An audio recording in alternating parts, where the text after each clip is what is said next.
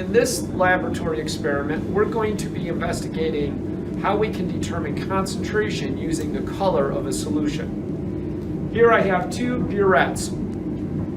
The burettes allow us to measure a precise amount of solution that we add to a flask or a beaker or a test tube. So we can put a beaker or a test tube underneath this, and we can measure exactly how much volume we've added. So SIAC is going to add some of this particular solution from this burette. This is a phenanthrene solution. I want you to notice, he's going to hold it up here for you to see, that this solution is clear.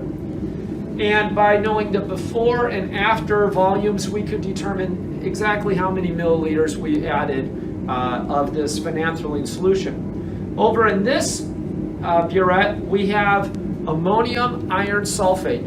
A lot of times we'll just call this our iron solution. This is iron 2+, and when we add this solution to this phenanthrene solution, the phenanthrene and the iron react and they turn color. You'll see kind of an orangish red color develop here.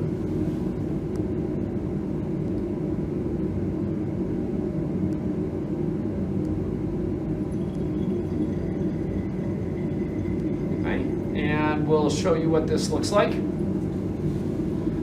There's our reaction with the color solution. Now, we didn't actually measure the exact amounts here. That's some of the work that we're going to have to do today. But if we know the exact amounts of these two solutions that we added together, we know their concentrations, and color, the amount of color, the intensity of that color, correlates to the concentrations of the solutions. And if we were to put that solution in a little cuvette, this is a cuvette, and we put this into a spectrometer here, the spectrometer will send light through the cuvette, and we'll be able to determine how much light is absorbed by our particular sample. As we change the concentration, we can measure the different amount of absorption of light that corresponds to the different concentrations we use.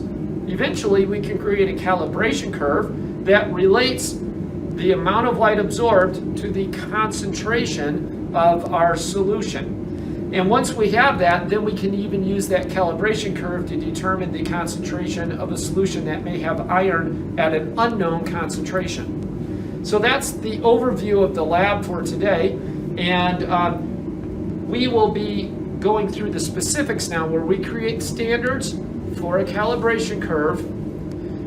After we have those standards made and we create the calibration curve, we'll then try a few unknowns and determine the concentration of the unknowns.